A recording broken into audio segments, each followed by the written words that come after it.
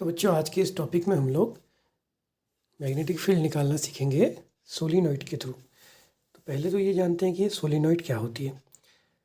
ये एक तरह का इलेक्ट्रोमैग्नेट है जिसको हम लोग एक कंट्रोल्ड मैग्नेटिक फील्ड को प्रोड्यूस करने के लिए यूज करते हैं। तो सोलिनॉइड का जो यूज है वो सिर्फ मैग्नेटिक फील्ड को प्रोड्यूस करने के लिए। तो बनाया कैसे जाता है, इसके लिए कॉपर के जो वायर होते हैं उनको इस तरह से लपेटा जाता है, यानी कि आप ऐसा समझिए कि हेलिकल शेप हो गया एक तरह से, कि जैसे हमने पढ़ा था ना कि मैग्नेटिक फील्ड में अगर कोई चार्ज पार्टिकल फील्ड से कोई डिफरेंट एंगल पर आता है तो वो एक हेलिकल पाथ बनाता है। तो ये बिल्कुल हेलिकल शेप की होती है। कॉपर के वायर लपेट दिए और ये कई सारी कॉइल्स बनी है। देखो कॉइल्स आगे कुछ बढ़ती जा रही, तो इस तरह से ये सोलिनॉइड बन जाता है। तो इसके अंदर क्या होता है कि स्ट्रॉन्ग मैग्नेटिक फील्ड प्रोड्यूस होता है। ये लाइन ऑफ फोर्सेज हमने बना दी। तो ये बिल्कुल इसका बिहेवियर, एक चीज़ पे और ध्यान रखना है कि एक सोलिनॉइड का बिहेवियर बिल्कुल एक बार मैग्नेट की तरह होता है। इसमें भी नॉर्थ और साउथ पोल बनते हैं। तो उसकी कंडीशन क्या है, जैसे आपके पास करंट की दो डायरेक्शन होगी।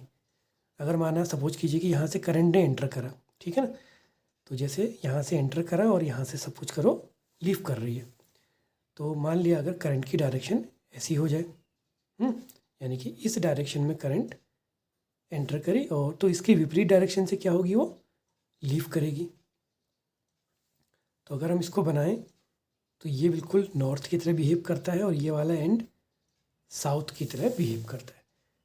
तो इसीलिए सोलिनॉइड के दोनों एंड में भी नॉर्थ और साउथ पोल बनते हैं। ये कंडीशन कैसे पता चली, इसको आप सोलिनॉइड बनाइए, उसमें करंट डालिए, फिर एक बार मैग्नेट को उसके पास लाइए, नॉर्थ और साउथ करके पोल लाएंगे तो देखना वो रिपल कभी अट्रैक्ट करेगा कभी रिपल। तो उस आधार पर हम ये पता कर सकते हैं कि वहाँ पर कौन सा एंड बन रहा होगा।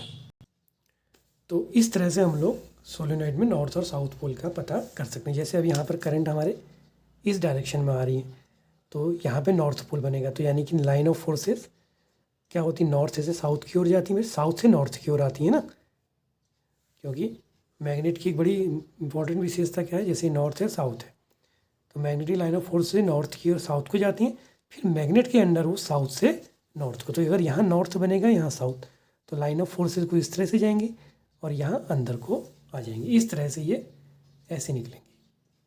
तो अब हम इसके थ्रू मैग्नेटिक फील्ड की वैल्यू को निकालना सीखेंगे। तो ये हमारी कॉइल थी। अब हम इसके लिए एक फिगर ऐसा बना लेते हैं थोड़ा अपनी सुविधा के लिए। इस सोलेनॉइड में कई सारी कॉइल्स हैं, ठीक है ना, और ये मान लिया कि let the number of turns per unit length, वो स्मॉल एन मान लिए। तो ये हो गया नंबर ऑफ टर्न्स, का मतलब हुआ कि कॉपर वायर को आपने कितनी बार लपेटा है, टर्न्स पर यूनिट लेंथ। तो इसकी वैल्यू हमने स्मॉल एन मान ली। तो मीनिंग क्या है कि अगर अब हमें सोलेनॉइड के अंदर मैग्नेटिक फील्ड को फाइंड आउट करना है, ये इसका ये वाला एंड है और ये दो एंड हो गए। अब ये मान लिया कि ये इसका सेंटर है, ठीक है ना। हम फिलहाल इसके सेंटर से यहाँ पर एक हमने कॉइल ले ली। कॉइल का मतलब इसी तरह की जो कॉइल बन रही होगी, और ये मान लिया कि लेट ये जो कॉइल है ये सेंटर से एक्स डिस्टेंस पर है और ये डिस्टेंस आर मान ली, और कॉइल की रेडियस हमने ये मान ली, इसकी मोटाई जो लेंथ है वो डी एक्स मान ली। तो इस डी एक्स लेंथ पे कितने टर्न्स हो जाएंगे, यूनिट लेंथ पे एल है, तो इस कॉइल में जो टर्न्स हो गए वो एन डी एक्स। तो इसके कंसेप्ट यही है, ये छोटी छोटी कॉइल से मिलकर बनी। तो हम क्या करेंगे, कॉइल के थ्रू इस सोलेनॉइड के एक्सेस पर मैग्नेटिक फील्ड निकालेंगे, ठीक। एक कॉइल के थ्रू हम सोलेनॉइड के एक्सेस पर फील्ड निकालेंगे और उस कॉइल को दोनों एंड के बीच में इंटीग्रेट कर देंगे, तो क्या बन जाएगी, सोलेनॉइड। तो कॉइल से मिलकर सोलेनॉइड बनी है, तो कॉइल के कंसेप्ट को लेकर सोलेनॉइड का मैग्नेटिक फील्ड निकाला जाएगा। तो हम इस वाली कॉइल के थ्रू पहले क्या निकालते हैं, मैग्नेटिक फील्ड। तो उसकी वैल्यू हो जाएगी डी बी। इसका फॉर्मूला आपको याद होगा, ऐसा आता था एक, μ0 NI a² / 2 a² + x² की पावर 3/2। तो यहाँ पर ये वैल्यू क्या बन जाएगी, μ0। अब नंबर ऑफ टर्न्स कितने हो जाएंगे, लेंथ डी एक्स है तो एन डी एक्स, इस एन की जगह पर एन डी एक्स आ जाएगा, I a² / 2 A square plus X square की पावर 3/2। अब इसमें एक काम कर लेते हैं, यहाँ से अगर हम मैथमेटिक्स से चलें तो R square is equal to क्या आ जाता है, A square plus X square. एक वैल्यू तो ये आती है। दूसरी वैल्यू अगर हम इसमें टेन थीटा को अप्लाई करें तो क्या कंडीशन बनती है कि tan theta is equal to A upon X, या एक्स इज इक्वल टू हो जाएगा ए कॉट थीटा। ठीक हो गया। अब हम इस एक्स की जगह तो रख देंगे ए कॉट थीटा, और साथ में जो डी एक्स आएगा इसको डिफ्रेंशिएट करेंगे तो कॉट थीटा का differentiation minus cosec square theta होता है, तो minus cosec square theta D theta. तो ये वैल्यू आ गई डी वी, जो एक सिंगल कॉइल के थ्रू है, वो आ गई mu zero N I A square D X की जगह आ जाएगा minus A cosec square theta D theta upon 2 A square X की जगह पर रख दिया A cot theta A square cot square theta to the power 3/2। तो अब ये सॉल्व करके क्या आ जाएगा, mu zero N I minus mu zero N I A cube cosec square theta D theta upon 2 A cube 1 plus cot square theta क्या बना, cosec square theta,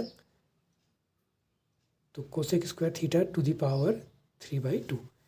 तो ये कैंसिल होके क्यूब हो जाएगा। तो ये फाइनल वैल्यू आ गई, ए क्यूब से A cube cancel, minus mu zero N I upon 2 cosec square theta D theta upon cosec cube theta. इससे इसकी 2 पावर कैंसिल होके 1 बचेगी।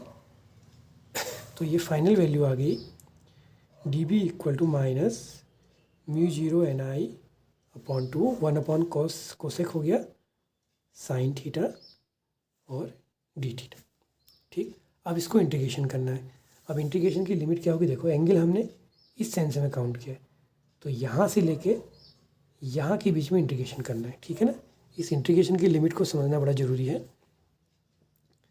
वो कुछ इस तरह से समझो, आपने यहाँ निकाला था, अब आपको इस एंड से इस एंड के बीच में करना है, और एंगल हमने ऐसे काउंट करना शुरू करा। तो माना इस पॉइंट से इस वाली जगह का एंगल θ1 और यहाँ का एंगल हो गया लेट θ2। तो हम इसको θ1 से θ2 की लिमिट में क्या कर देंगे, इंटीग्रेट कर देंगे। तो b बराबर integration of D B is equal to integration θ1 से θ2 की लिमिट में mu zero N I upon 2 sine theta D theta.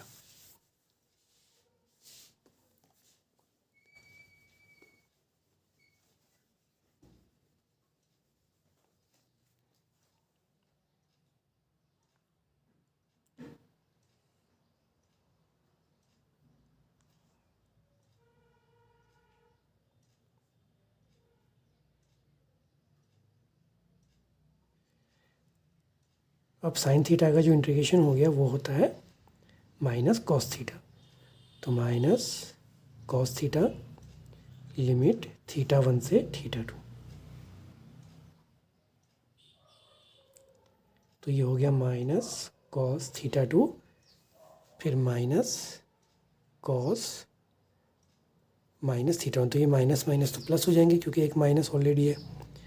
तो ये वैल्यू आ गई mu zero N I by 2 cos θ1 minus cos θ2। तो इसको जब हम सॉल्व कर लेते हैं तो हमारे पास कुछ इस प्रकार का फॉर्मूला आ जाता है। अब इस फॉर्मूले को हम लोग ज़रा डिस्कस करते हैं। तो ये हमने देखा था कि एक एंड का एंगल θ1 दूसरे का θ2। तो ये हमारा मैग्नेटिक फील्ड का फॉर्मूला था। अब अगर मान लो अगर सोलेनोइड की जो लेंथ है वो इनफाइनाइटली लॉन्ग हो जाए,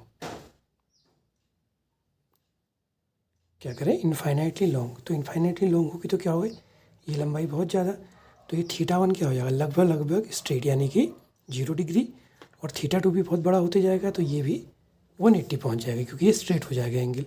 आप समझिए कि एंगल क्या होते जाएगा, ऐसे बढ़ते जाएगा, और ये एंगल छोटा होते जाएगा। तो यानी कि ये अभी जो 30 था तो वो और कम होगा, और कम 0 डिग्री, और ये वाला एंगल लंबाई बढ़ती जाएगी तो ये एंगल भी बढ़ते जाएगा। तो उस केस में θ1 0 और θ2 180। तो ये वाला हमारा केस आएगा जब हम एम्पियर से लॉ पढ़ेंगे। तो कॉस 0 हो गया 1, कॉस 180, थीटा 2 को 180 रख देंगे, कॉस 180 -1, तो ये प्लस हो गया।